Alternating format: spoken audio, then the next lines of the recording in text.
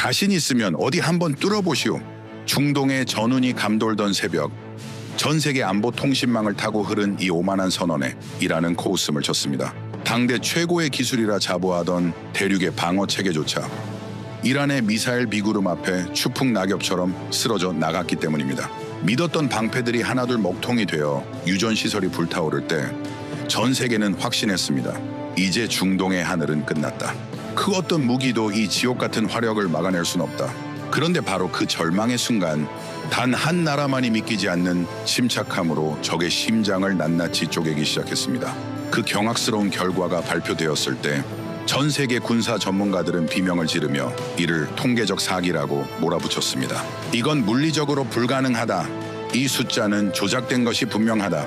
하지만 그들이 미처 계산기에 넣지 못했던 지독한 믿는 구석이 그 땅 밑에 숨어 있었습니다. 남들이 화려한 카탈로그와 스펙을 자랑하며 무기를 팔아치울 때 가장 어두웠던 시절의 눈물을 거름삼아 오직 실전만을 위해 스스로를 담금질해온 이름 없는 기술자들의 집념. 도대체 이 작은 나라가 무엇을 감추고 있었기에 천하의 강대국들조차 이제는 이들 없이는 평화를 설계하지 못하는 걸까요? 비웃음을 경탄으로, 조롱을 경애로 바꿔버린 잔인하고도 완벽한 반전의 서사. 전 세계 국방부 장관들이 백지수표를 들고 한국행 비행기에 몸을 싣게 만든 그 믿는 구석의 정체, 지금부터 그 베일을 벗겨보겠습니다. 영상을 시청하신 후 마음에 드신다면 좋아요와 구독 버튼을 꼭 눌러주세요. 여러분의 관심이 저에겐 큰 힘이 됩니다. 그럼 바로 시작하겠습니다. 미국이 이란을 공격했습니다.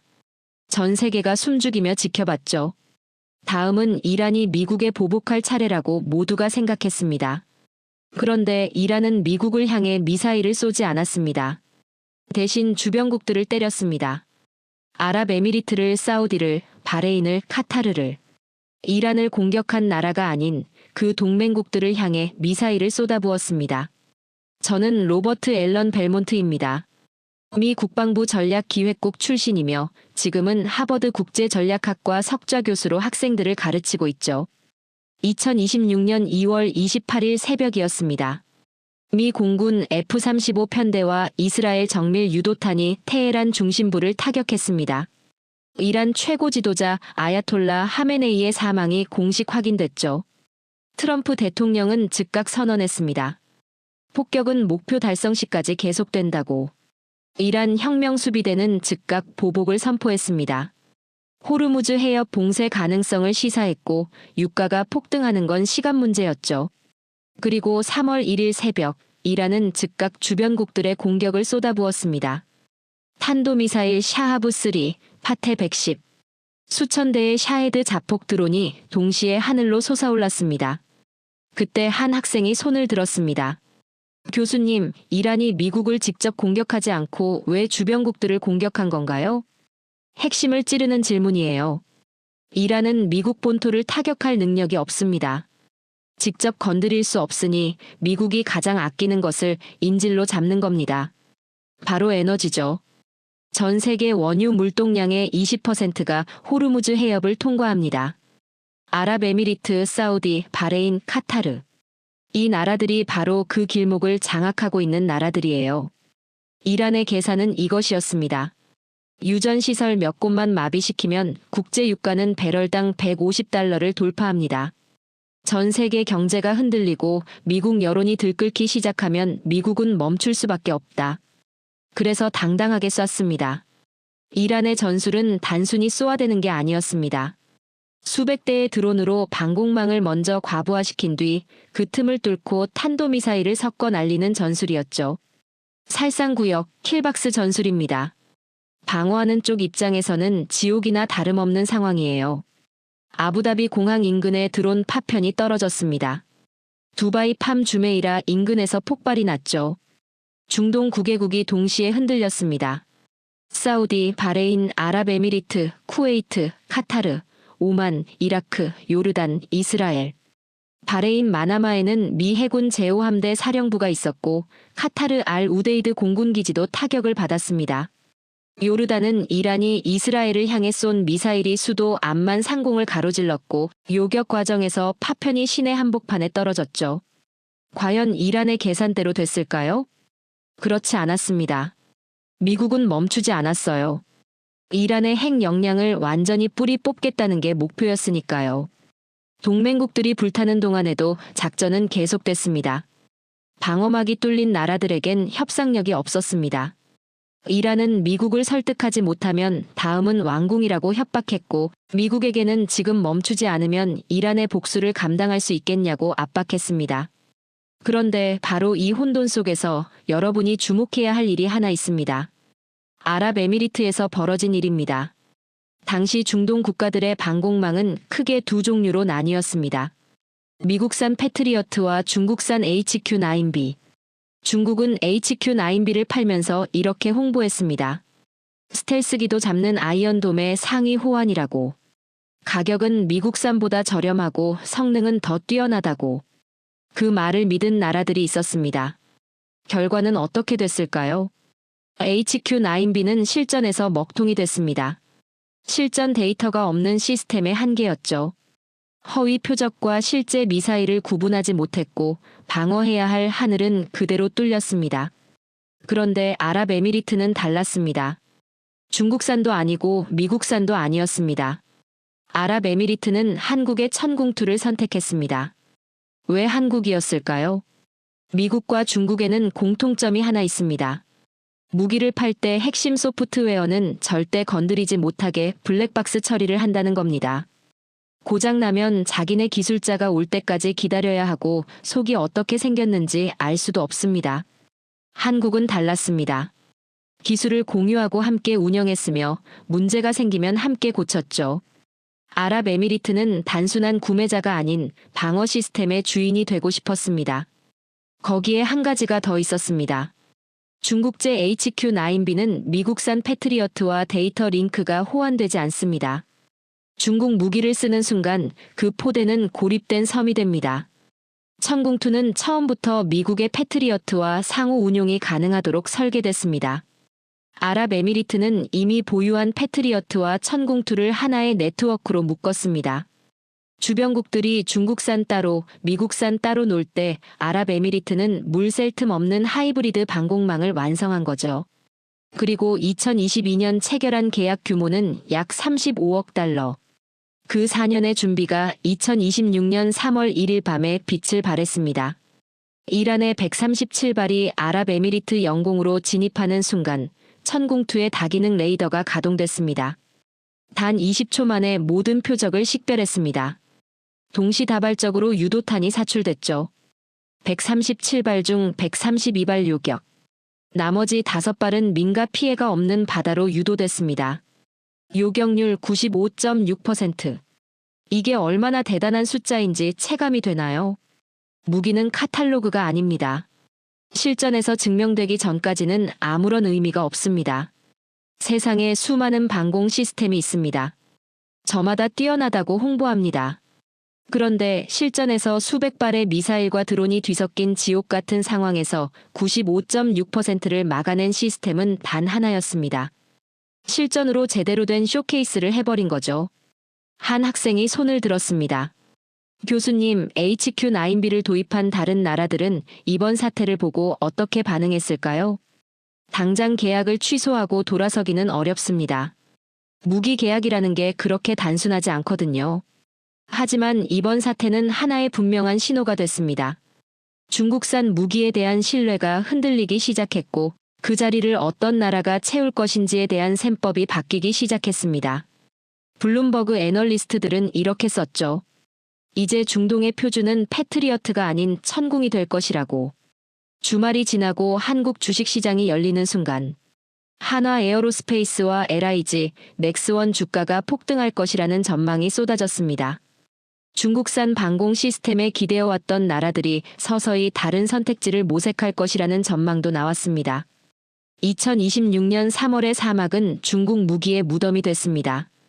그리고 동시에 한국 무기가 세계 최강의 방패임을 증명한 현장이 됐죠. 그런데 전 세계가 경악하는 부분은 따로 있습니다. 천궁2의 95.6% 요격률 때문만이 아니었습니다. 군사 전략가들이 한국이라는 나라를 다시 들여다보기 시작하면서 나온 결론 때문이었죠. 한국은 평화로운 민주주의 국가의 외양을 하고 있었습니다. 그런데 내부를 들여다보니 세계에서 가장 정교하게 설계된 거대 요새였습니다. 숫자부터 보겠습니다. 한국 육군이 보유한 자주포는 약 2,100여 문입니다. 영국, 프랑스, 독일을 다 합친 서유럽 전체보다 많습니다. 탄약 비축량은 미군을 제외하고 자유진영에서 압도적 1위입니다. 그리고 다른 나라 무기들이 창고에서 먼지를 뒤집었을 때 한국의 무기들은 매일 전방에서 실전 훈련을 소화하며 90% 이상의 즉시 가동률을 유지하고 있었습니다. 한 학생이 손을 들었습니다. 교수님, 한국이 그렇게 많은 무기를 보유하고 있다는 게 잘 믿기지 않는데 이유가 있나요? 당연히 이유가 있죠. 한국은 휴전 국가입니다. 지금 이 순간에도 전쟁이 끝난 게 아니에요. 1953년에 총성이 멈췄을 뿐 법적으로는 여전히 전쟁 중인 나라입니다. 북쪽에는 핵을 가진 나라가 있고 그 옆에는 세계 최대의 군대를 가진 나라가 있습니다. 한국은 단 하루도 그 현실을 잊은 적이 없습니다. 그래서 무기는 선택이 아니었습니다. 생존 그 자체였죠. 그런데 더 놀라운 건 무기의 숫자가 아닙니다. 한국이라는 나라가 설계된 방식입니다. 고속도로 곳곳에 비상활주로 구간이 있습니다. 전방 지역 도로 위에는 거대한 낙석 방지 구조물처럼 생긴 대전차 장애물이 서 있습니다. 신도시 아파트 지하에는 핵 방호급 대피소가 설계되어 있습니다. 다리 하나, 터널 하나를 지을 때도 유사시 폭파하여 적의 진격을 늦출 수 있도록 공병적 계산이 반영됩니다. 외국인 관광객들에게는 평화로운 풍경입니다. 군사 전문가들에게는 국토 전체가 하나의 거대한 방어기지로 보이죠. 그리고 사람입니다. 한국은 전 세계에서 예비군 동원 속도와 숙련도가 가장 높은 나라입니다. 유사시 24시간 내에 수백만 명의 숙련된 예비역이 현역 시절 다루던 무기체계에 즉시 투입됩니다. 편의점 직원이 포병 장교 출신일 수 있고 자동차 정비소 사장이 기갑부대 정비병 출신일 수 있습니다. 전 국토에 퍼져 있는 이 기술 인력들이 전시에는 즉시 방산 유지 보수 인력으로 전환됩니다. 한국을 공격한다는 것은 5천만 명의 전사와 세계 최고 수준의 제조업 인프라 전체를 동시에 상대해야 한다는 뜻입니다. 바로 이 국가적 진심이 있었기에 천궁투가 가능했습니다. 천궁투는 갑자기 만들어진 행운의 무기가 아닙니다. 70년 동안 북한, 중국, 러시아라는 거대 위협에 둘러싸여 요새로 살아온 대한민국이 스스로를 지키기 위해 깎고 다듬은 결정체입니다. 한국을 고요한 아침의 나라라고 부르지 마십시오. 그들은 전 세계에서 가장 고요하게, 하지만 가장 치열하게 전쟁의 현실과 마주하며 살아온 민족입니다. 그렇다면 이 무서운 기질은 어디서 왔을까요? 갑자기 생겨난 게 아닙니다. 600년 전부터 이미 그 설계도가 있었습니다. 한국인들에게 천궁투를 만드는 것은 어려운 일이 아니었습니다. 이미 600년 전에 그 설계도를 머릿속에 가지고 있었기 때문입니다. 단지 그것을 구현할 소재와 컴퓨터가 필요했을 뿐이죠. 여러분, 1451년으로 가보겠습니다. 조선 문종대입니다. 이때 세상에 등장한 무기가 하나 있습니다. 문종화차. 세계 최초의 이동식 다연장 로켓 시스템입니다. 수레 하나에 신기전 100발을 장착하고 한 번에 쏟아붓는 무기입니다. 생각해 보십시오. 수레 하나가 전장에 나타나는 겁니다. 그리고 100발이 동시에 날아갑니다. 15세기에 이걸 처음 본 적군의 입장이 어땠겠습니까? 공포 그 자체였겠죠. 신기전이란 건 도대체 뭘까요? 로켓 추진 화살입니다. 크기에 따라 소신기전, 중신기전, 대신기전으로 나뉩니다. 그중 대신기전은 전체 길이가 5.6m입니다. 사거리가 2km에 육박하죠. 15세기 당시 전 세계 어떤 화약 무기도 도달하지 못한 거리였습니다. 그런데 여기서 끝이 아닙니다. 산화신기전이라는 게 있었습니다. 비행 도중 소형 폭탄을 분리시켜 공중에서 폭발시키는 무기입니다. 현대 미사일의 다단계 추진, 자탄 확산의 시초로 평가받는 기술이죠. 15세기에 이미 2단 로켓 개념을 구현한 겁니다. 한 학생이 손을 들었습니다. 교수님, 당시 유럽의 무기 기술과 비교하면 어느 정도 수준이었나요? 비교가 안 됩니다. 당시 유럽의 화포는 사거리가 짧고 명중률이 낮아서 성벽 부수기 용도에 그쳤습니다. 그런데 조선은 이미 정밀 타격과 광역 제압이라는 현대적 포병 전술을 구사하고 있었습니다. 그것도 1451년에. 그런데 저를 진짜 경악하게 만든 건 따로 있습니다. 국조 오레이라는 조선의 병기 기술서가 있습니다. 이 책에는 신기전 각 부위의 치수가 기록되어 있습니다. 소수점 단위로 0.3mm 수준까지 상세히 기록되어 있습니다. 서구권이 대장장이의 감각에 의존해 무기를 만들 때 조선은 이미 설계도에 의한 표준화 생산 체계를 갖추고 있었습니다. 부품 하나하나가 규격화되어 있었고 어디서 만들어도 호환이 됐습니다. 현대방산에서 말하는 정밀 제조의 뿌리가 바로 여기에 있습니다. 더 놀라운 게 있습니다. 현대 미사일 공학자들이 이 설계도대로 신기전을 복원해서 실제로 발사해봤습니다. 결과가 어땠을까요? 현대 공학적으로도 완벽한 비행 궤적과 안정성을 보여줬습니다. 600년 전 조상들이 이미 유체역학과 탄도학의 정수를 이해하고 있었다는 증거입니다. 단순히 우연히 만들어진 무기가 아니라는 겁니다. 계산하고 설계하고 검증했습니다. 600년 전에 이미. 한 학생이 물었습니다. 교수님, 그 화차의 전술 개념이 지금 한국 무기에도 이어지고 있나요? 그대로 이어지고 있습니다. 100발의 신기전을 동시에 쏟아부어 적의 밀집 대형을 순식간에 와해시키는 것. 이 개념이 현대 한국 육군의 핵심 전력인 K239 천무로 고스란히 이어집니다. 천무는 239mm 로켓탄 12발을 단 7초 이내에 발사합니다. 한 대의 화력이 축구장 3개 면적을 초토화합니다. 그런데 이 천무를 폴란드가 미국산 하이마스 대신 선택했습니다. 왜 그랬을까요? 하이마스는 미국이 자랑하는 다연장 로켓 시스템입니다. 우크라이나 전쟁에서 전 세계가 그 위력을 목격했죠. 그런데 폴란드는 그 하이마스 대신 천무를 골랐습니다. 화차의 후예다운 압도적인 화력 밀도 때문입니다. 적을 보지 않고도 소나기처럼 쏟아부어 섬멸한다는 화차의 정신이 천무의 자동 방열 시스템과 정밀 유도 알고리즘 속에 그대로 녹아들어 있습니다. 600년 전 수레 위에서 날아오르던 신기전의 후예가 21세기 전장에서 폴란드 땅을 지키고 있는 겁니다. 그런데 한국의 무기 철학은 화력만이 아닙니다. 또 다른 계보가 있습니다. 편전이라는 무기입니다. 애기살이라고도 불리는데 짧은 화살을 통할하는 대나무 대롱에 넣어 쏩니다. 속도가 빠릅니다. 그리고 궤적을 읽기가 힘들죠. 적군이 날아오는 걸 보고도 피할 수가 없었습니다. 보이지 않는 곳에서 치명타를 가하는 겁니다. 이 편전의 철학이 현대에 와서 비궁이 됩니다. 70mm 로켓에 탐색기를 달아 소형 고속정을 잡는 무기입니다. 작지만 매서운 무기죠. 미군조차 탐내는 가성비와 정밀도의 정점이죠. 편전의 철학은 KF-21 보라매의 스텔스 지향 설계로도 이어집니다. 작지만 매섭고 보이지 않지만 치명적이다. 600년 전 편전의 사상이 21세기 스텔스 전투기로 재탄생한 겁니다. 여러분, 한국 방산의 성공은 갑자기 튀어나온 행운이 아닙니다. 15세기에 세계 최고 수준의 로켓 설계도를 가졌던 국가가 20세기 산업화의 정밀 제조 능력을 만나고 21세기 소프트웨어 기술과 결합하면서 폭발한 겁니다. 600년의 누적된 시간이 2026년 3월에 사막 위에서 터진 겁니다. 한국인들에게 천공투를 만드는 것은 새로운 도전이 아니었습니다. 이미 그 유전자가 피 속에 흐르고 있었습니다. 600년 동안 단 한 번도 꺼지지 않은 화약 냄새가 그들의 손끝에 배어 있었던 겁니다.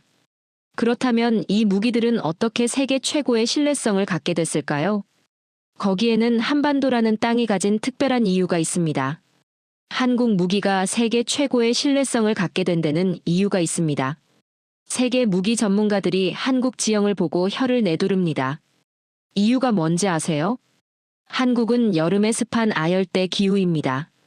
영상 35도에서 40도. 습도는 90%를 넘어가죠. 그런데 겨울엔 시베리아 기단이 내려옵니다. 영하 20도에서 영하 30도. 연교차가 70도에 달하죠. 금속은 온도에 따라 수축과 팽창을 반복합니다. 유럽의 부드러운 기후에서 만들어진 무기들이 한국의 겨울에 작동 불능이 되는 사례는 허다하죠. 그런데 한국 무기는 이 연교차 70도의 지옥에서 태어났습니다. 1년 내내 가동되어야 하는 운명이니까요. 가혹한 환경은 여기서 끝나지 않습니다.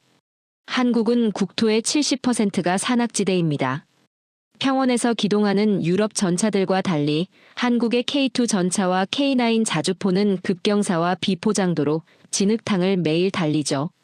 한국의 전방 사단들은 매일 무기를 끌고 산악 지형을 누빕니다. 그 가혹한 일상이 무기의 내구성을 세계 최고 수준으로 끌어올린 거죠. 한 학생이 손을 들었습니다. 교수님, 그렇다면 유럽 국가들이 한국 무기를 선택한 것도 이런 이유 때문인가요? 정확히 그렇습니다.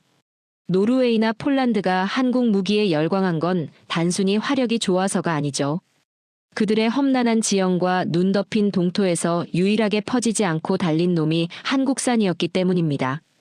노르웨이 전차 사업 테스트 당시였습니다. 독일의 레오파르트 전차가 혹한에 시동이 걸리지 않을 때 K2 전차는 설원을 거침없이 질주했죠. 이건 단순히 카탈로그의 광고가 아니에요. 실제 테스트 결과입니다. 거기에 한 가지가 더 있죠. 삼면이 바다인 한국은 염분과 습기라는 정밀 기계의 천적과 싸워왔습니다. 서해의 극심한 해무와 동해의 거친 파도 속에서도 작동하는 기술을 수십 년째 연마해온 나라죠. 중동의 사막은 단순히 덥기만 한 게 아닙니다.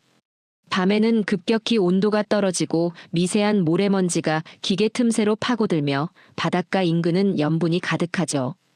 유럽제 레이더가 모래바람의 먹통이 될 때 한국의 천국 레이더가 멀쩡했던 건 서해와 동해의 짠바람 속에서 수십 년간 단련됐기 때문이죠. 한 학생이 물었습니다. 교수님, 환경적인 내구성만으로 세계 최고라고 할 수 있나요? 환경은 시작일 뿐입니다. 무기의 신뢰성은 데이터 시트가 아니라 얼마나 많이 쏴봤느냐에서 나오죠. 서구권 국가들은 예산 문제로 실사격 훈련 횟수가 턱없이 적습니다. 한국은 다르죠. 상시 위협이 있으니까요. 한국의 K9 자주포는 개발 과정과 실전 배치 후 수만 발의 포탄을 쏟아부으며 총열의 마모도와 폐쇄기의 내구성을 극한까지 검증했습니다. 충남 태안의 안흥 종합시험장은 1년 365일 굉음이 끊이지 않는 곳이죠. 단순히 한두 번 쏘는 게 아닙니다. 부품이 파손될 때까지 돌리는 한계 테스트를 반복합니다. 수만 번의 시험 사격을 통해 얻은 데이터가 알고리즘의 정교함으로 승화되죠. 2026년 이란 전쟁에서 천궁투가 단 한 발의 기계 결함도 없이 137발을 맞닥뜨린 건 우연이 아닙니다. 이미 한국의 사격장에서 수백만 번의 시행착오를 끝냈기 때문이죠. 전 세계 무기 시장에서 이런 말이 돌기 시작했습니다. 한국 무기가 잘 팔리는 이유는 단순히 싸서가 아니라고. 가장 험악한 곳에서 태어났기에 가장 믿음직하다는 거죠. 중동의 왕족들이 한국 무기를 사는 이유는 카탈로그 때문이 아닙니다. 영하 30도와 영상 40도를 오가는 한국의 산맥을 넘나드는 기갑부대를 직접 봤기 때문이죠. 그들에게 한국은 무기 제조국이자 세계에서 가장 거대한 자연 고문실입니다. 그런데 이 혹독한 환경에서 단련된 무기들이 세계 시장에서 통하려면 또 하나의 조건이 필요했습니다. 그 나라의 환경에 맞게 바꿔주는 능력이죠. 한국은 그 부분에서도 세계가 따라올 수 없는 방법을 갖고 있었습니다. 이 부분은 잠시 후에 다시 설명하기로 하죠. 한국 방산이 세계 최고가 된 건 하늘에서 뚝 떨어진 게 아닙니다. 처절하고도 지독했어요. 그리고 그 지독함 뒤에는 아무도 몰랐던 역사가 하나 있죠. 먼저 80년대로 가보겠습니다. 한국은 미국의 손을 내밀었습니다.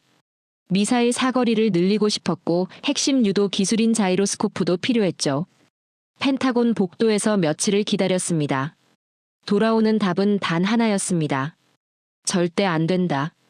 종이 도면 한 장도 복사해주지 않았죠. 동맹이라는 말이 무색할 정도였습니다. 한국 엔지니어들은 빈손으로 돌아와야 했어요. 그런데 이 굴욕이 한국인들을 독하게 만들었습니다. 안 주면 직접 만든다는 오기가 이후 한국 방산의 원동력이 됐죠. 그리고 거기에 결정적인 기회가 찾아왔습니다. 1990년으로 가보겠습니다. 한국은 소련에 14억 7천만 달러를 빌려줬습니다. 그런데 소련이 무너졌고 러시아가 됐고 돈이 없었죠. 갚을 방법이 없었습니다. 그래서 나온 게 불곰 사업입니다. 돈 대신 무기로 갚겠다는 거죠. 그런데 보통 무기가 아니었습니다. T-80U 전차, BPM-3 장갑차, 메티스-M 대전차 미사일. 러시아가 자존심으로 여기는 최정예 전력이었습니다. 서방이 경악했죠. 미국과 서방 국가들은 한국의 핵심 기술을 절대 주지 않았는데 러시아가 자신들의 심장을 통째로 넘겨준 겁니다. 한국 군사 전문가들이 T-80U를 처음 탔을 때 내뱉은 첫마디가 있습니다. 우리가 지금까지 알던 전차와는 차원이 다르다고. 당시 서방 전차들을 압도하는 화력과 방어력을 직접 눈으로 확인한 순간이었죠. 그런데 한국은 여기서 그냥 쓰는 걸로 만족하지 않았습니다. 뜯었습니다. 경남 창원의 창고로 T-80U가 들어갔고 나사 하나 전선 한 가닥까지 전부 분해했죠. 국방과학연구소 연구원들이 달려들었습니다. 도면도 제대로 없고 설명서도 불완전했지만 부품을 일일이 손으로 측정하고 소재를 분석하며 러시아의 설계 철학을 통째로 흡수하려 했죠. 그런데 러시아 전차의 장갑을 절단기로 잘라냈을 때 연구원들은 소름이 돋았습니다. 서방의 방식과는 완전히 다른 구조를 발견했기 때문이었죠. 투박해 보이지만 완벽하게 효율적인 복합 장갑 구조였습니다. 장갑재의 성분을 분석하기 위해 금속 가루를 직접 먹어볼 기세로 덤벼들었다는 말이 나올 정도였죠. 그 창고 안에 해부학이 훗날 K2 흑표의 능동 파괴 체계와 복합 장갑의 출발점이 됩니다. 그런데 하드웨어를 분해하는 것만으로는 부족했습니다. 러시아 기술자들의 머릿속에 있는 노하우가 필요했죠. 한국 연구원들은 러시아 기술자들과 매일 밤 보드카 파티를 열었습니다. 러시아 기술자들은 자존심이 강해서 핵심 노하우는 절대 입 밖에 내지 않았죠. 그래서 먼저 친해졌습니다. 함께 웃고 함께 마시면서 신뢰를 쌓았죠. 그렇게 술기운에 흘린 숫자 하나, 냅킨에 끄적인 도면 조각 하나를 밤새 붙들고 분석했습니다. 러시아 기술자의 직관을 한국의 논리로 변환하는 작업이었습니다. 이건 공학이라기보다 인간 대 인간의 처절한 설득전에 가까웠죠. 그 과정에서 발견한 게 있었습니다. 러시아 무기의 투박함 속에 숨겨진 단순함의 미학이었죠. 복잡하지 않고 구조가 단순하지만 극한 환경에서 절대 고장나지 않는 설계였습니다. 이것이 훗날 한국 무기들이 사막과 혹한에서 버티는 기초 체력이 됐죠. 여기에 또 하나의 역설이 있습니다. 미국이 한국의 미사일 사거리를 제한하는 족쇄를 채웠습니다. 그런데 이 족쇄가 오히려 한국을 더 무섭게 만들었죠. 사거리를 못 늘리게 하니 한국은 전혀 다른 곳에 집착했습니다. 한 발을 쏴도 산 하나를 통째로 날려버릴 파괴력이었죠. 탄두 중량에 미친 듯이 매달린 결과 탄두 중량 2톤에서 8톤짜리 괴물 미사일 현무가 탄생했습니다. 그리고 정밀도에 집착했죠. 사거리가 묶여있으니 오차 범위를 0으로 줄여야만 살 수 있었으니까요. 2026년 이란 전쟁에서 천궁투가 날아오는 미사일을 정확히 격추한 건 이 처절한 결핍의 산물이었습니다. 제약이 집착을 낳았고 집착이 세계 최고의 정밀도를 만들어낸 거죠. 그런데 이 모든 게 순탄하게 이루어진 게 아닙니다.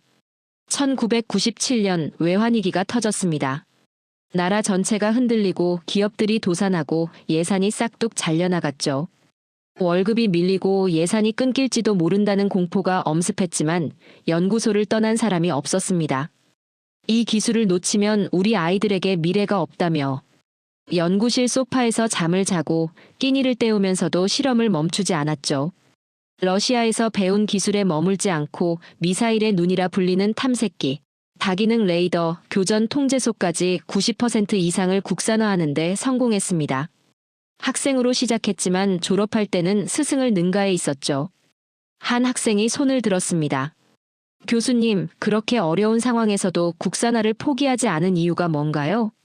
기술을 남에게 의존하는 순간 안보도 남에게 의존하게 된다는 사실을 한국인들은 이미 뼈저리게 알고 있었습니다. 펜타곤 복도에서 며칠을 기다리다 빈손으로 돌아왔던 그 굴욕이 뼈에 새겨져 있었기 때문이죠. 절대로 다시는 그 복도에서 기다리지 않겠다는 다짐이었습니다. 천궁의 요격 알고리즘 한 줄 한 줄에는 보드카 잔을 기울이며 러시아 기술자들과 밤을 지새웠던 연구원들의 땀이 배어 있습니다. 30년의 집념이 2026년 3월 1일 밤 사막 위에서 137발을 막아냈죠. 이것은 기술의 승리이기 이전의 집념의 승리입니다. 그렇다면 이 집념으로 만든 무기들이 어떻게 전 세계 시장을 뚫었을까요? 거기에는 한국만이 가진 또 하나의 무기가 있었죠. 한국 무기가 세계 시장을 뚫은 데는 성능만으로는 설명이 안 되는 부분이 있습니다. 미국도 세계 최고의 무기를 만들죠. 독일도 프랑스도 마찬가지입니다. 그런데 왜 폴란드는 독일 대신 한국을 선택했고 인도는 미국 대신 한국을 선택했을까요? 거기에는 한국만이 가진 철학이 있었습니다. 미국이나 독일이 무기를 팔 때 어떻게 한다고 했었죠? 핵심 소프트웨어는 절대 건드리지 못하게 잠가버린다고 했었죠. 고장나면 자기네 기술자가 올 때까지 기다려야 하죠. 속이 어떻게 생겼는지 알 수도 없습니다. 구매국은 그냥 쓰기만 하면 됩니다. 영원히 을의 위치에 있어야 하는 구조죠. 그런데 한국은 달랐어요. 우리가 가르쳐 줄 테니 같이 만들자고 했습니다. 기술을 이전하고 현지에서 생산하고 그 나라의 환경에 맞게 함께 개조했죠. 이 파격적인 제안이 전 세계 방산 시장의 판도를 바꿨습니다. 아랍에미리트 이야기를 먼저 해보겠습니다. 천궁투를 수출할 때였습니다. 아랍에미리트 사막은 섭씨 50도를 넘나드는 열기에 미세한 모래먼지가 가득하죠. 정밀 유도탄에게는 최악의 환경입니다. 기존 시스템으로는 레이더가 과열되면서 연산 오류가 빈번하게 발생했습니다. 한국 기술진은 어떻게 했을까요? 하나와 LIG넥스1의 엔지니어들이 아랍에미리트 사막 현지에 직접 상주했습니다. 현지에서 능동형 하이브리드 냉각 시스템을 독자 개발했죠. 레이더 소자 하나하나에 특수방진 코팅을 입혔습니다. 냉각 효율을 30% 이상 끌어올리는 재설계를 단행했죠. 거기서 끝이 아니었습니다. 아랍에미리트가 이미 운용 중인 미국산 패트리어트, 사드와 천궁투를 하나의 네트워크로 묶어야 했습니다. 미국조차 꺼려하던 데이터 연동 문제였죠. 한국은 그것도 해결했습니다. 2026년 이란 공습 당시 95.6% 요격률은 바로 이 현지 최적화의 결과물이었습니다. 한 학생이 손을 들었습니다. 교수님, 미국이 꺼려하던 기술을 한국이 해결했다는 게 어떤 의미인가요? 단순한 기술 문제가 아닙니다. 미국은 자국 무기 체계를 다른 나라 무기와 연동하는 걸 극도로 꺼립니다. 자신들의 시스템 안에서만 놀게 하려는 거죠. 그런데 한국은 그 벽을 허물었습니다. 아랍에미리트 입장에서는 미국산 무기를 버리지 않아도 되면서 한국산 무기를 추가할 수 있게 된 겁니다. 이건 단순한 무기 판매가 아니라 아랍에미리트의 방공 전략 전체를 업그레이드해 준 거죠. 인도 이야기도 빠질 수 없습니다. 인도는 참 특이한 나라입니다. 서부에는 타르 사막이 있고 북부에는 히말라야가 있습니다. 영상 50도의 사막과 영하 30도의 고산지대를 동시에 커버해야 하는 나라죠.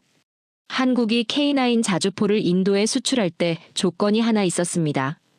부품의 50% 이상을 인도 현지에서 조달하고 인도 공장에서 조립하라는 거였죠. 인도가 자국 방위 산업을 키우고 싶어 했기 때문입니다. 한국은 그 조건을 받아들였습니다. 그리고 해발 4,000m 히말라야 고지대에서 엔진 출력이 떨어지는 문제를 해결하기 위해 고산지대용 엔진 제어 소프트웨어를 새로 만들었습니다. 혹한기 시동 불량을 막기 위해 보조 동력 장치도 강화했죠. 결과는 어땠을까요? 중국산 자주포가 히말라야 고지대에서 엔진 문제로 멈춰 설 때 인도 이름을 붙인 K9 바지라는 거침없이 기동했습니다. 인도군은 열광했고 이제 인도는 K9 추가 도입을 넘어 인도형 차세대 전차 개발의 파트너로 한국을 지목하고 있죠. 폴란드 이야기를 빼면 섭섭합니다. 2022년 우크라이나 전쟁이 터지자 폴란드는 공포에 휩싸였습니다. 다음은 우리 차례일 수도 있다는 생각을 지울 수 없었죠. 폴란드는 독일에 전차를 요청했습니다. 독일의 답변은 이것이었습니다. 수년 뒤에 줄 수 있다고. 서류를 내밀었습니다. 한국은 달랐죠. 몇 달 안에 배에 실어보내겠다고 했습니다. 실무를 약속한 겁니다. 폴란드는 한국을 선택했습니다. 그런데 여기서 한국이 한 일이 더 있습니다. 폴란드 지형에 맞게 전차 바퀴를 늘리고 장갑을 보강한 폴란드형 모델을 따로 만들었습니다. 폴란드의 자주포 차체에 한국의 K9 기술을 결합한 협력 모델도 만들었죠. 한국은 단순히 전차를 판 게 아니었습니다. 폴란드가 스스로를 지킬 수 있는 방위산업 역량 자체를 함께 키워준 거죠. 필리핀에는 경공격기 FA-50을 팔면서 조종사 훈련 프로그램을 패키지로 제공했습니다. 한국 엔지니어들이 현지에서 밤낮 없이 기체 상태를 직접 점검해줬죠. 그 덕분에 마라위 전투에서 실전 성공을 거뒀습니다. 인도네시아에는 독일도 포기한 동남아 특유의 고수온 저염분 해수 환경에 최적화된 잠수함 설계를 제공했습니다. 한 학생이 물었습니다. 교수님, 그렇게 기술을 이전해주고 현지 생산까지 허용하면 한국한테 남는 게 있나요? 아주 날카로운 질문이에요. 단기적으로 보면 손해처럼 보일 수 있습니다. 하지만 한국은 다르게 생각했죠. 파트너가 강해질수록 한국을 더 신뢰하게 됩니다. 기술을 공유받은 나라들은 다음 세대 무기도 한국과 함께 만들려 하죠. 인도가 차세대 전차 파트너로 한국을 지목한 게 바로 그 증거입니다. 무기를 팔면 거래가 끝납니다. 하지만 기술을 나누면 동맹이 시작되죠. 세계 시장에서 한국 무기가 사랑받는 진짜 이유는 성능만이 아닙니다. 고객이 모래 폭풍 속에서 떨고 있을 때 같이 모래를 뒤집어쓰며 레이더를 고쳐주는 한국 기술자들의 포기하지 않는 진심 때문입니다. 기술은 베낄 수 있어도 그 진심은 누구도 베낄 수 없습니다. 그렇다면 이 진심은 어디서 나오는 걸까요? 그 뿌리에는 한국이라는 나라와 국민이 가진 특별한 뚝심이 있었습니다. 한국 방산이 여기까지 오는데 기술만 있었던 게 아닙니다. 그 뒤에는 아무도 꺾을 수 없었던 국민의 뚝심이 있었죠. 1950년으로 가보겠습니다. 6.25 전쟁이 터졌을 때 대한민국 육군에는 적의 전차를 막을 대전차포가 없었습니다. 변변한 전투기 한 대도 없었죠. 병사들은 맨몸으로 수류탄을 들고 적 전차 앞에 뛰어들어야 했습니다. 그 비극이 한국인의 무의식 속에 깊이 새겨졌어요. 무기가 없으면 내 가족을 지킬 수 없다는 처절한 생존 본능이었죠. 전쟁이 끝나고도 위기는 계속됐습니다. 1970년대 닉슨 독트린이 선언됩니다. 주한미군을 감축하겠다는 거였죠. 한국은 충격에 빠졌습니다. 그때 나온 결론이 하나였어요. 우리 손으로 우리 무기를 만들자. 번개 사업이 시작됐습니다. 소총 한 자루를 복제하기 위해 전국의 공학자들이 밤을 지새웠죠. 변변한 장비도 설계도도 없었습니다. 있는 무기를 뜯어보고 측정하고 다시 만들었어요. 그 절박함이 오늘날 K방산의 출발점이었죠. 한 학생이 손을 들었습니다. 교수님, 그렇게 어려운 환경에서 무기 개발을 시작했는데 어떻게 지금의 수준까지 올라올 수 있었나요? 축적의 힘입니다. 단 한순간도 멈추지 않았기 때문이죠. 냉전이 끝났을 때 서방 국가들은 평화의 배당금을 챙겼습니다. 군비를 줄이고 방산 예산을 삭감했죠. 한국은 달랐습니다. 다른 나라들이 군비를 줄이던 그 시간에 한국은 오히려 기술을 쌓아 올렸죠. 그런데 한국에는 그것만으로 설명되지 않는 힘이 있습니다. 바로 국민입니다.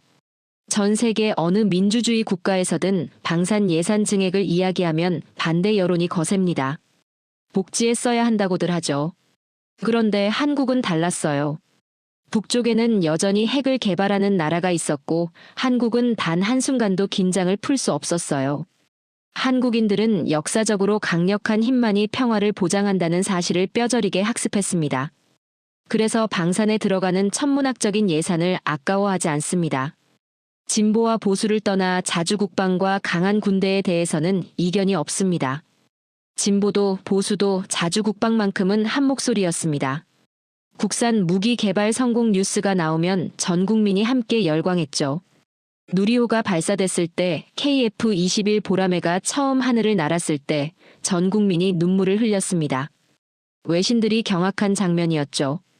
도대체 왜 민간인들이 무기 개발에 눈물을 흘리냐고요? 이유가 있습니다. 한국인들에게 그건 단순한 무기가 아니기 때문이에요. 70년 전 맨손으로 전차 앞에 뛰어들어야 했던 비극을 딛고 우리 손으로 세계 최고의 무기를 만들어냈다는 민족적 자존심의 발현이었죠.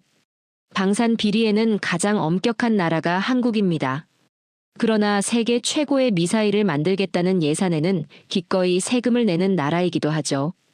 국민 한 명 한 명이 방산의 후원자이자 감시자입니다. 이 나라에서는 방산이 정치 싸움의 도구가 될 수 없어요. 그것은 생존의 문제이기 때문이죠. 그런데 여기에 한국만이 가진 특별한 비밀이 하나 더 있습니다. 한국은 징병제 국가입니다. 모든 남성이 군대를 가죠. 그런데 한국에서는 독특한 일이 벌어집니다. 명문대를 나온 엔지니어가 전방부대에서 K9 자주포를 직접 몰고 K2 전차를 정비합니다. 설계자가 곧 사용자가 되는 구조죠. 그 엔지니어가 현장에서 느낀 불편함이 저녁 후 연구소로 전달됩니다. 왜 이 레버는 이렇게 뻑뻑한지, 왜 이 해치는 장갑을 끼면 열기가 힘든지. 그 현장의 목소리가 다음 세대 무기 설계에 반영되죠. 수십 년 동안 수백만 명의 공대생 군인들이 직접 굴려보며 다듬어진 무기입니다. 미국이나 유럽의 직업군인 체제에서는 절대 나올 수 없는 피드백이에요. 그래서 한국 무기가 해외에서 정비하기 쉽고 사용하기 편하다는 평가를 받는 거죠. 어떤 폴란드 장교가 이런 말을 했습니다. K2 전차는 처음 타는 사람도 하루면 감을 잡는다고. 독일 레오파르트는 숙련되는데 몇 달이 걸린다고. 그 차이가 바로 수백만 명의 공대생 군인들이 쌓아올린 피드백의 힘입니다. 한국 방산은 이제 안보를 넘어 국가 경제의 기둥이 됐습니다. 자동차, 반도체에 이어 대한민국을 먹여 살릴 세 번째 엔진이라는 확신이 국민들 사이에 퍼져 있죠. 수출 현장에서는 대통령이 직접 영업사원을 자처합니다.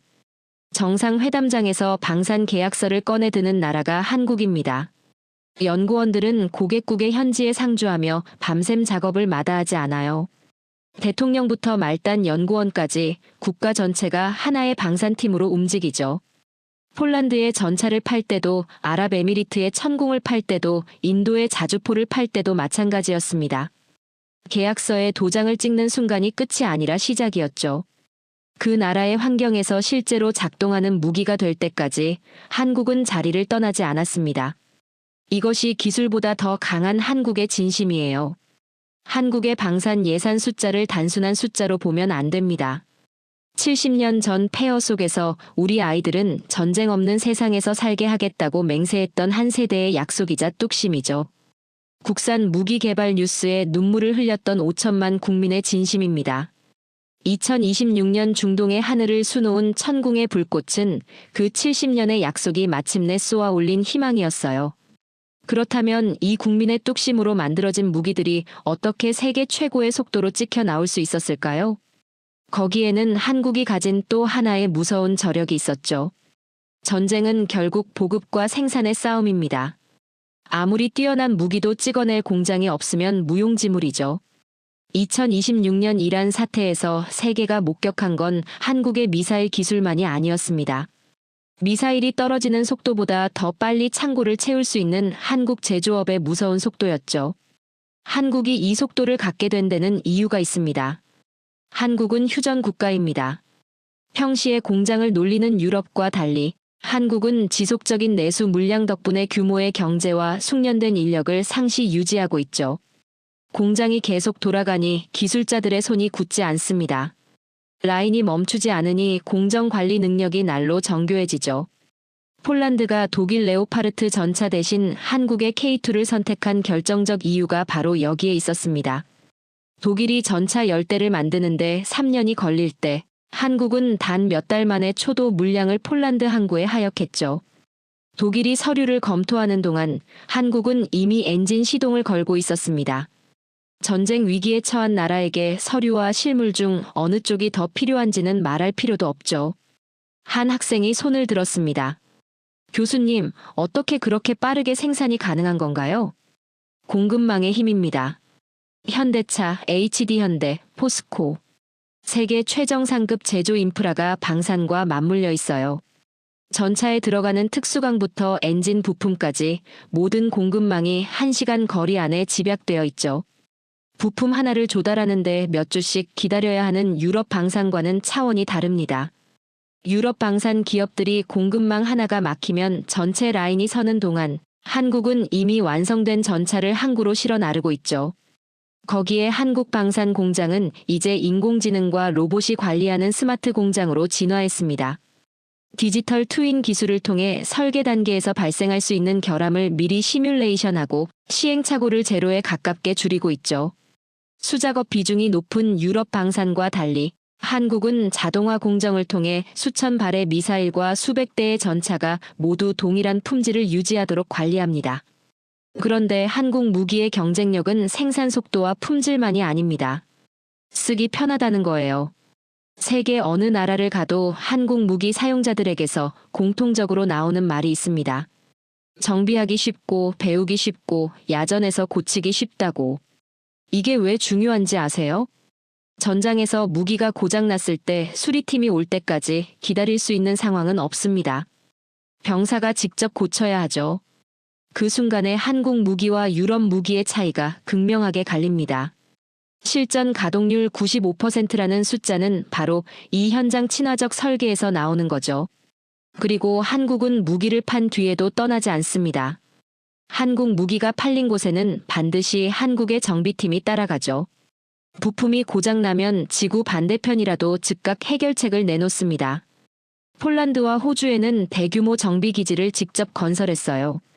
단순히 무기만 파는 게 아니라 그 나라의 안보를 수십 년 동안 함께 책임지는 구조죠. 구매국 입장에서는 한국 무기를 사면 절대 멈추지 않는다는 믿음이 생깁니다. 한번 맺은 인연은 끝까지 간다는 신뢰가 쌓이는 거죠. 이게 한국 무기의 재구매율이 압도적으로 높은 이유입니다. 한 학생이 물었습니다. 교수님, 미국은 세계 최대 방산 강국인데 왜 이런 서비스를 못하나요? 미국은 너무 크기 때문이에요. 미국 방산 기업들에게 폴란드나 인도는 수많은 고객 중 하나일 뿐입니다. 하지만 한국에게는 다르죠.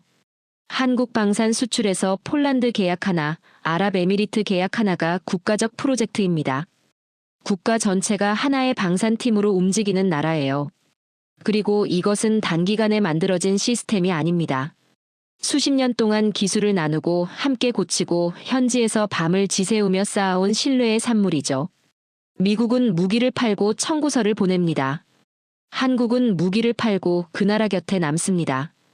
그 차이가 지금의 한국 방산을 만든 거죠. 미국조차 잃어버린 대량 생산의 능력을 한국은 보존하고 진화시켰죠.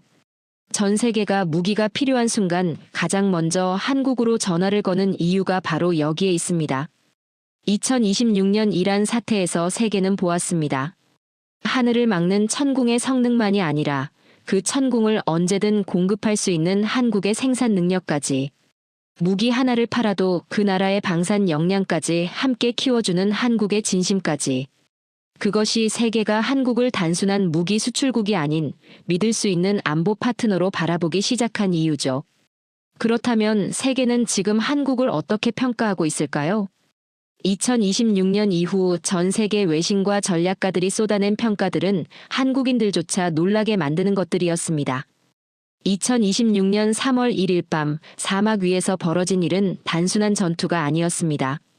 세계 무기 시장의 판도가 통째로 뒤집힌 역사적 분기점이었죠. 이란의 미사일 137발이 격추되던 그 순간 전 세계 군사 전략가들은 모니터 앞에 굳어버렸습니다. 중국제 방공망이 뚫리고 한국제 방공망이 하늘을 지키는 장면을 실시간으로 목격하면서였죠. 그리고 다음 날부터 전 세계 외신들이 쏟아지기 시작했습니다. 미국 CNN이 먼저 보도했습니다. 우리는 이제까지 중국산이 가성비의 상징인 줄 알았다고. 그런데 2026년 3월의 사막은 그것이 얼마나 위험한 착각이었는지를 증명했다고. 진정한 신뢰의 정점은 대한민국에 있었다고 했습니다. 영국 이코노미스트는 이렇게 썼습니다. 독일의 전차 산업이 서류의 늪에 빠져 허우적거릴 때 한국은 배에 전차를 싣고 폴란드 항구에 나타났다고. 이것은 단순한 판매가 아니라 물류의 기적이라고. 평화로운 민주주의 국가 중 유일하게 상시 전시 생산이 가능한 민주주의의 병기창이라고 했죠. 한 학생이 손을 들었습니다. 교수님, 외신들이 한국 방산을 이렇게 높이 평가하는 게 단순히 이번 사태 때문만인가요? 아닙니다. 이번 사태는 방아쇠를 당긴 것뿐이에요. 그 전부터 이미 조짐은 있었죠. 포브스는 한국의 방산 기업들이 무기를 파는 게 아니라 시간을 판다고 했습니다. 고객이 위기에 처했을 때 즉각 무기를 조달할 수 있는 유일한 나라는 한국뿐이라고. 이제 한국 방산은 삼성전자와 현대자동차를 넘어 한국의 가장 날카로운 지정학적 무기가 되었다고 했죠. 프랑스 르몽드는 한국이 이미 방산의 넷플릭스가 되어 전 세계 시장을 장악하고 있다고 했습니다. 미국산보다 저렴하면서도 실전 데이터는 훨씬 풍부하다고. 유럽이 안보를 위해 미국에 의존해왔지만 이제는 한국을 바라본다고 했죠. 그런데 외신들이 주목한 건 단순한 성능이 아니었습니다. 군사 전문지 제인스는 천공투의 성공 비결이 강철에 있지 않다고 했죠. 한국의 세계 최정상급 반도체 기술이 이식된 디지털 두뇌에 있다고 했습니다. 적의 기만 전술을 0.1초 만에 걸러내는 알고리즘은 정보기술 강국 한국만이 구현할 수 있는 영역이라고 했죠. 생각해 보십시오. 반도체가 한국의 경제를 지켰다면 이제 그 반도체가 들어간 무기가 전 세계 자유, 국가들의 평화를 지키는 실리콘 방패가 된 겁니다. 경제의 엔진이 안보의 엔진으로 진화한 거죠. 그런데 외신들 중에서 가장 깊이 있는 시선을 보낸 건 BBC였습니다. BBC는 한국이 역사상 단 한 번도 남을 침략한 적이 없는 나라라고 했습니다. 그래서 한국의 무기에는 공포가 아닌 수호의 정서가 담겨 있다고. 기술을 독점하지 않고 현지 생산을 통해 파트너를 키워주는 한국의 방식은 가장 품격 있는 방산 협력이라고 했죠. 이 말이 왜 중요한지 아세요? 무기를 파는 나라는 많습니다. 그런데 무기를 팔면서 그 나라를 강하게 만들어주는 나라는 많지 않아요. 미국은 무기를 팔되 핵심 기술은 잠깁니다. 중국은 무기를 팔되 정치적 영향력을 요구하죠. 한국은 달랐습니다. 기술을 나누고 함께 만들고 그 나라가 스스로를 지킬 수 있을 때까지 곁에 남았습니다. 배타적인 강대국들 사이에서 한국만이 함께 살자는 손을 내밀었죠. 그 진심이 폴란드를, 인도를, 아랍에미리트를 기술적 혈맹으로 만든 겁니다. 한 학생이 물었습니다. 교수님, 그렇다면 앞으로 세계 안보 구조에서 한국의 역할은 어떻게 변하게 될까요? 이미 변하고 있습니다. 미국은 최첨단 전력인 F-35와 핵전력에 집중하고 한국은 자유진영의 실무 전력인 자주포, 전차, 방공망을 책임지는 글로벌 안보의 엔진으로 자리매김하고 있죠. 민주주의 국가들의 병기창이 된 겁니다. 2차 세계대전 때 미국이 민주주의의 무기고라 불리며 연합국에 무기를 공급했듯이 이제 21세기 한국이 그 역할을 나눠 맡기 시작한 거예요. 70년 전을 생각해 보십시오. 소총 한 자루 없이 적 전차 앞에 뛰어들어야 했던 나라가 있었습니다. 도움을 구하며 전 세계에 손을 내밀어야 했던 나라가 있었죠. 그 나라가 지금은 전 세계 자유국가들이 손을 내미는 나라가 됐습니다. 단순히 무기를 잘 만드는 나라가 아니에요. 가장 어두운 순간에 가장 믿을 수 있는